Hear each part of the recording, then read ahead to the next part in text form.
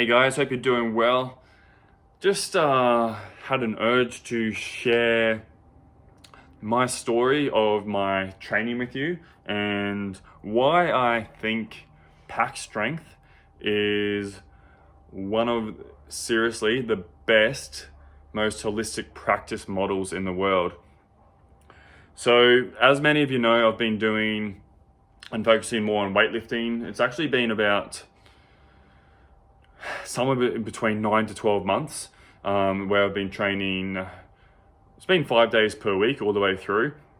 So for those of you that don't know weightlifting is clean and jerk and snatch. So basically what you see at the Olympics, i.e. mine's not nearly as impressive. So it's been sort of 9 months of getting some programming from a top coach in the States. It's been a really good learning experience in terms of getting a lot of feedback on my lifts and learning what to do where to improve. Along with those lifts, there's a lot of heavy stuff as well. So there's been, lots of cycles of really heavy squats, deadlifts, bench press, and all the stuff that you guys know. But doing this 5 days per week, I'm a person that is an upholder. Speaking of Gretchen Rubin's 4 tendencies, and upholders are people that get it done no matter what when there's an expectation put upon themselves.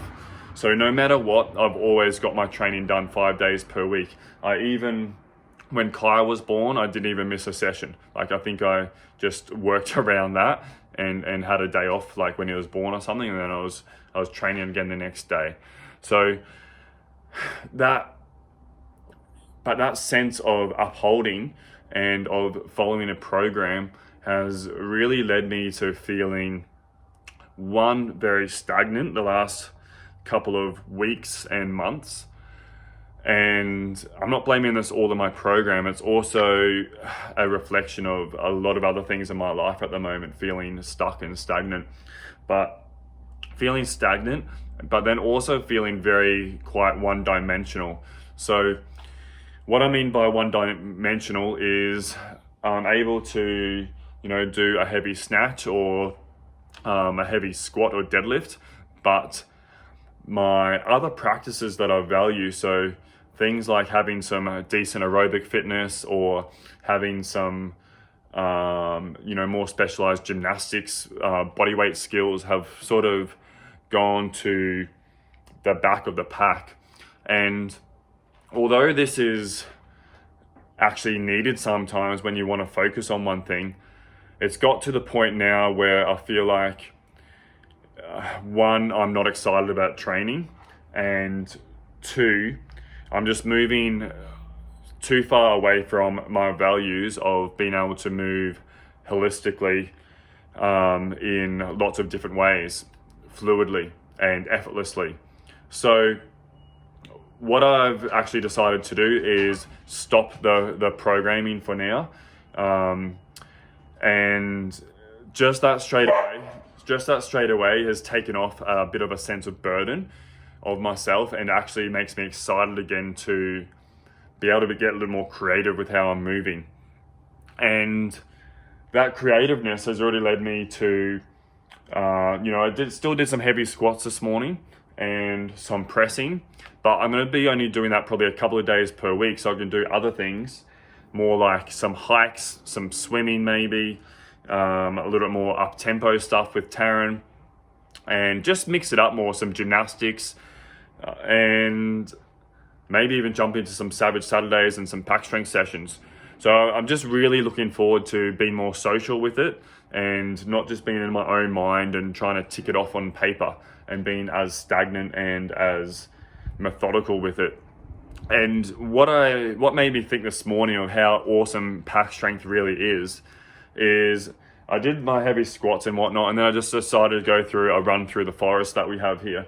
And I said, I'll just do some nasal breathing. So, I knew the nasal breathing would regulate my intensity, and my intensity sucked. It was like it's probably a 1.5K loop or something like that. And my goal was just to run nasal breathing the whole way. So I knew the intensity wouldn't be great, but the goal was just to nasal breathe and go as slow as I needed to. I did the lap, but it was very, very slow. And I just realized how far I've gone away from having the all-round qualities. And that's generally what happens if you go hard in one area. And I'm not saying it's a bad thing, because sometimes you do need to go hard in one area of your life or one area of your training to master it more and to learn about it more. But now I feel like it's time to come back to including that bigger array of experiences. And why I believe Pack Strength is so good is because we wrap all of that up in that 1 hour. Okay, we have the mobility, we've got the heavy stuff. So you can see the heavy stuff for the majority of people is enough for them to progress over time and get stronger and stronger. We've got the sort of in-between stuff, which is really there to develop body composition. But then we've got the up-tempo stuff, the stuff that's also going to get you fitter and able to do that nasal breathing that I just struggled with. And then obviously the one other component is that working in component, and we're actually bringing back mind-body recovery, and we've got those deload weeks built in. So I really think that probably if I just followed Pack Strength with you guys, it would be complementing me of what I really need right now. So guys, I might see you in some sessions, but I just wanted to share that experience with you of the going through the stagnation and not feeling excited about training, and knowing that's okay, but knowing that there's ways to still move and to still get my fix, but actually start feeling excited about it again. So hopefully guys, that brings you something, resonates with you in somehow. But I just wanted to share my story and show that I'm also, I go through the same struggles and whatnot with training. So guys,